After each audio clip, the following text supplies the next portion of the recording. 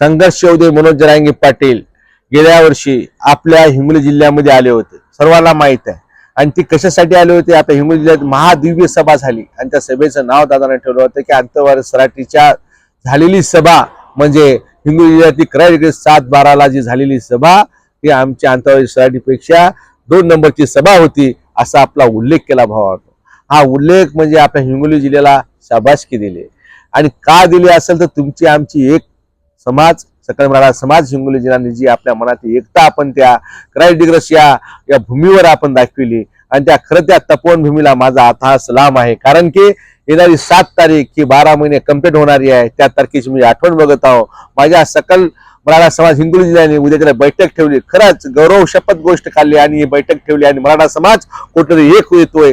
या बैठकीचं आम्हाला कौतुकच करावं लागेल, कारण बैठकी इतिहासामध्ये नोंद करण्यासारखी व्हावी। कारण यासाठी मी तुम्हाला सकल मराठा समाज हिंगोली जिल्हा मी आवाहन करतो, सर्वांनी तिथे उपस्थित यावं आणि आपल्या भावना, आपल्या समाजाबद्दल वेदना, आपले मत मांडून आपल्या समाजाची पुढची दिशा हे आपल्याला ठरवायची आहे। आणि मित्रांनो, ही बैठक म्हणजे आपल्या जीवनाची एक जीवन रेखा आहे। कारण की आजपर्यंत आपण विखुरलेला समाज संघर्ष योद्धे मनोज जरांगे पाटलांना आपल्याला एकत्र केला। आज 30 तारीख, आज आपल्याला उद्या येणारी 7/12 तारीख आपल्या खरंच तुमच्या आमच्या डोळ्यातले पारणे पिटणारी तारीख आहे। कारण या तारखेला माझ्या गरजवंत मराठ्यांनी अशी गर्दी केली, घराबाळातून आपल्या लेकराबाळासाठी आरक्षण ओबीसीतून भेटावं म्हणून त्या क्रायडिग्रसला उन्हा तान्हात बसला माझा समाज आणि माझ्या समाजाला आतापर्यंत न्याय नाही भेटला। 30 तारीख आज 12 महिने पूर्ण होत आहे, त्या तारखेची आम्ही खरंच आताही आदर करतो, पुढेही बी आदर करतो। कारण आमच्या हिंगोली जिल्ह्याच्या इतिहासात नोंद घेणारी तारीख म्हणजे आमची 7/12 तारीख आहे भावांनो।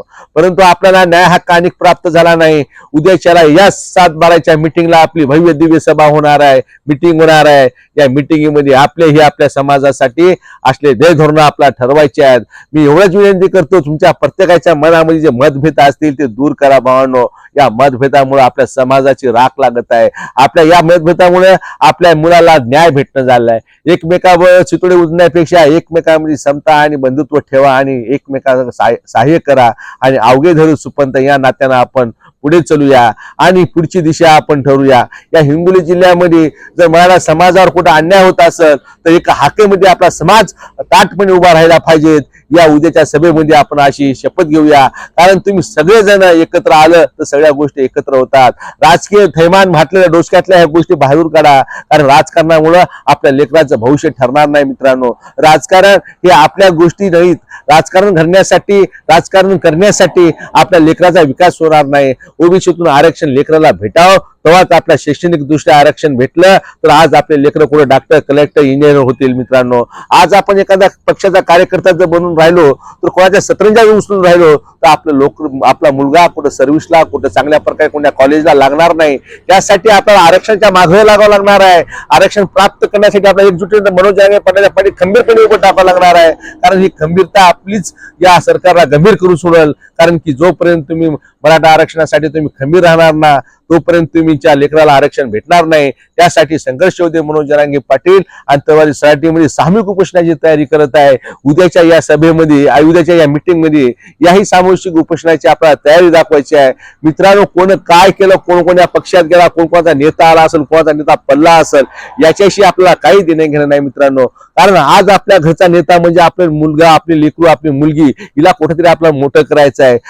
या राजकीय नेत्याच्या लेकराचा 7 जन्माच्या पिढीचं संपत्ती संपादन केलेलं आहे, त्याला मोठं करण्याचं तुमचं आमचं ध्येय नाही मित्रांनो। आपलं ध्येय आपले लेकरं मोठे करायचे। हालाकी आता आरक्षणाच्या मागे आपला लागायचं आहे। आरक्षण हा महत्वाचा विषय आहे। त्यासाठी उद्याची 7/12ची मीटिंग आपल्यासाठी खरंच एक योग्य निर्णय घेणारी मीटिंग असेल आणि ते 7/12चा आणि त्या आपण ज्या मीटिंगचा आपण काल जे झालेल्या मागच्या या 7/12ला आपली जे महादिव्य सभा घेतली तिचा आपण जल्लोष करू आणि पुढचे आपण धोरण ठरवू आणि सर्वांनी एकत्र याची गरज आहे। आता तुम्ही आम्ही आता राजकारण संपलं मित्रांनो।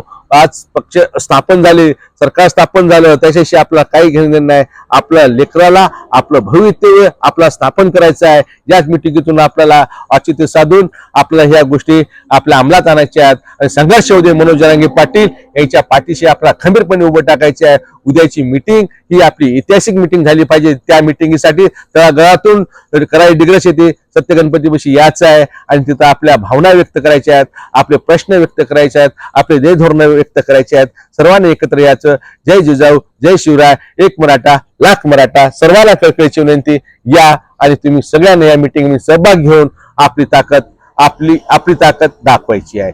जय जिजाऊ, जय शिवराय.